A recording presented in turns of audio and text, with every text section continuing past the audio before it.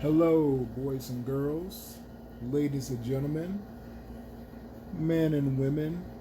It is I, Dwayne Burns, and we are loving, living, and enjoying life and learning every day.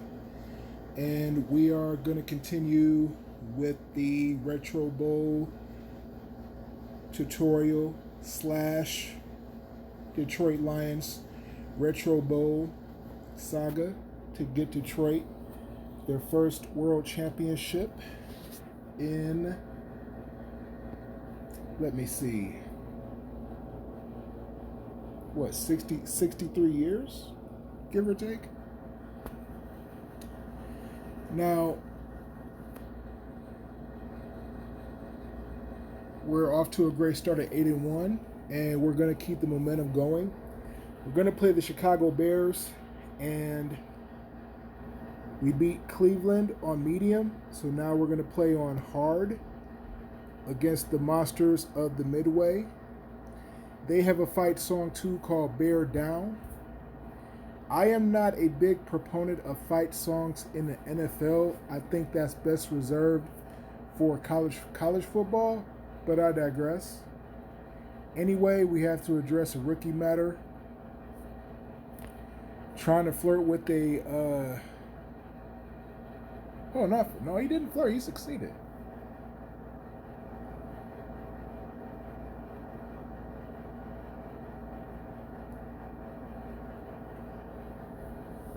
Uh-oh.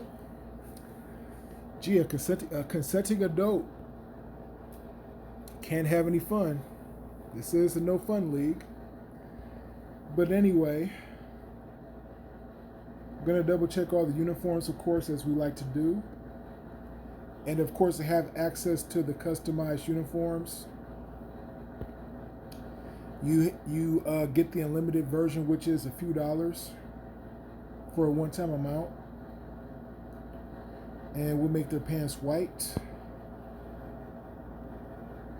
and keep their socks all the way dark, because they're blue and orange. But I'm not going to do blue and orange. But if you have the Bears by default, their uniform would look a little bit like this.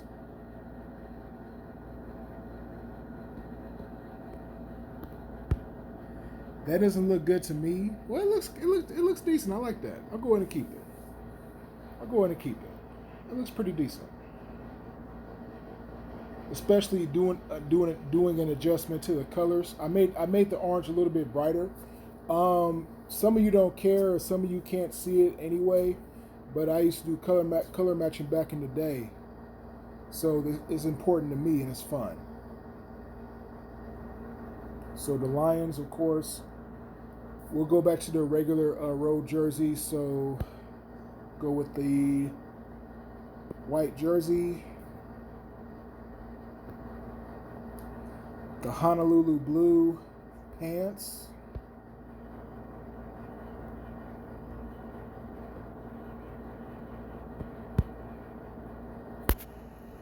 and excuse me,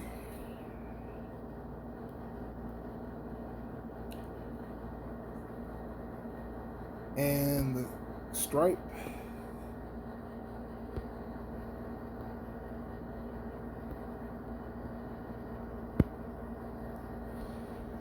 And then, of course, the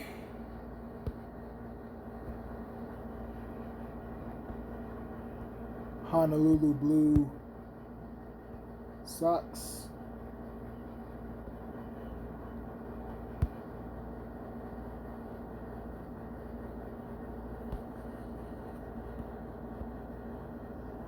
Looks better. And then the Honolulu blue sleeve.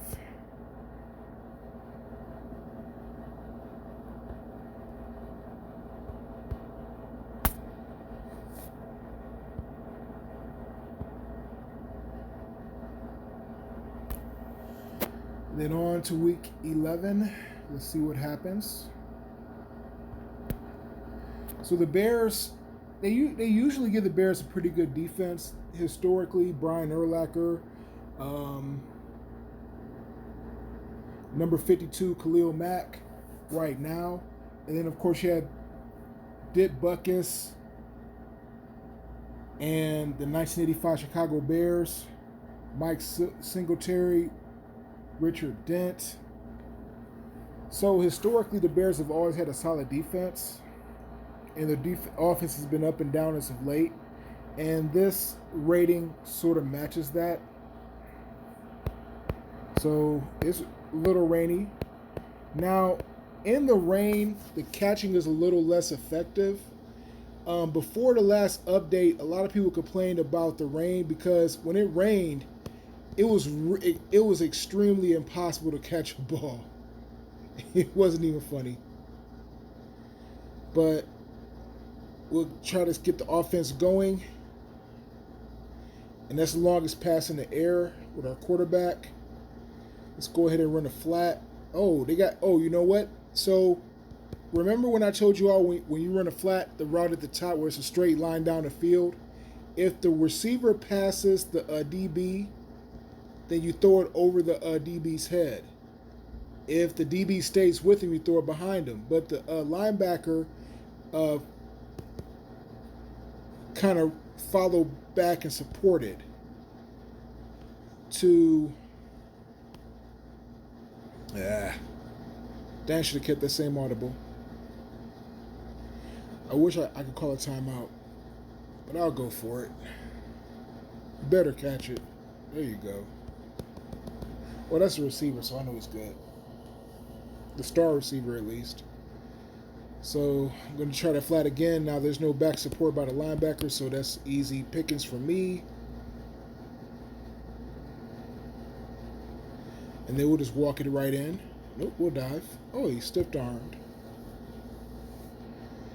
Then we'll kick the extra point. Now with the wind, you have to kick against the wind a little bit. Now it's only 9 miles an hour in Madden. That's really nothing. But even when the wind's only 2 miles an hour here, it can impact your kicking. As of right now, the wind does not impact throwing, and the creator is not really gung-ho about having the wind because it's a lot of work. And remember that while I get a little obsessive about rules and graphics, keep in mind that this is for nostalgia purposes. So you're not going to get all the backward flips and all that other crazy mess, which I'm not against, but it's just to do it. So 2nd and 7. Egbele back to pass, and he has Herbig open down to the 1 yard line. 1st and goal. He's going to play smash mouth and punch it. Oh, stopped short. He's going to walk it in. No, he's going to peel out for a touchdown. I'm not going to do commentary and play-by-play. We're just going to hold a conversation and have a good time, give you a few pointers along the way, and just see how the game plays so you can see for yourself how good this game really is. So our tight end's been pretty decent all year, but we got a receiver. Now, speaking of tight ends and receivers, the only thing that I really don't like about this is, as you can see, for the offense, the only formation that you get is 2 tight ends and 2 receivers and 1 running back. I would like to see multiple formations, even if it's at random, as long as it's counterintuitive to what they're doing on the field. Like, I wouldn't want to have 5 wide receivers at the goal line. But I think that's a lot of work also. So I think it's just best to leave it as is. That way you can build the pad the stats for the receivers anyway, for the wide receivers.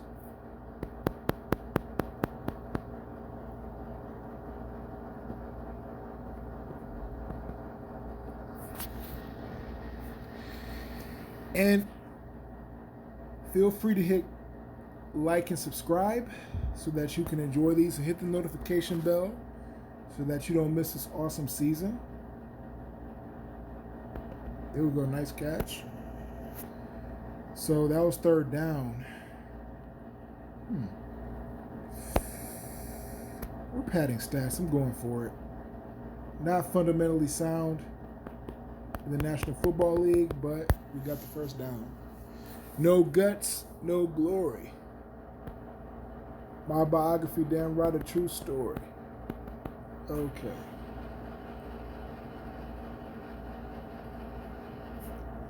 So what y'all been up to today?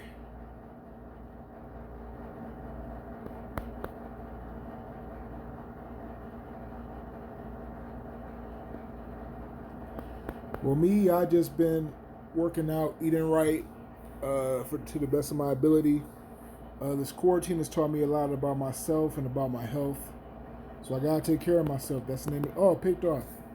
Oh no, is it a pick six? No, get him, get him, get him, get him, get him, get him, get him. Yes.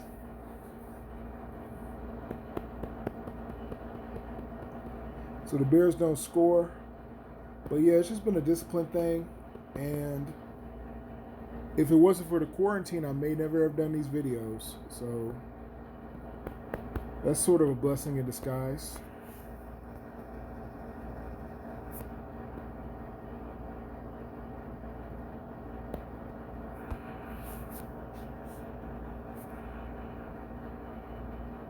All right. So let's get the running game going a little bit.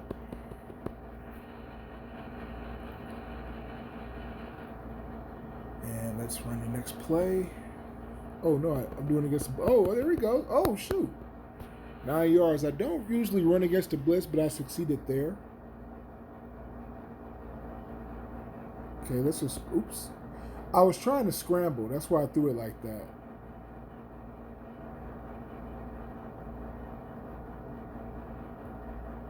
Didn't want to hold the ball too long. We're getting a lot of pressure, especially from the outside. So let's see how our kicker does.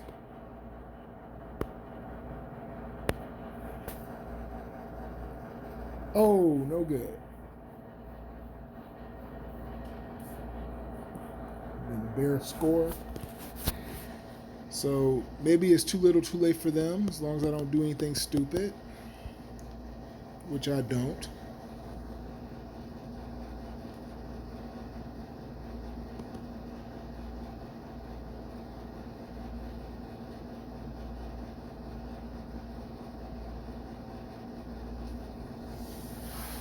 All right, let's see what happens next.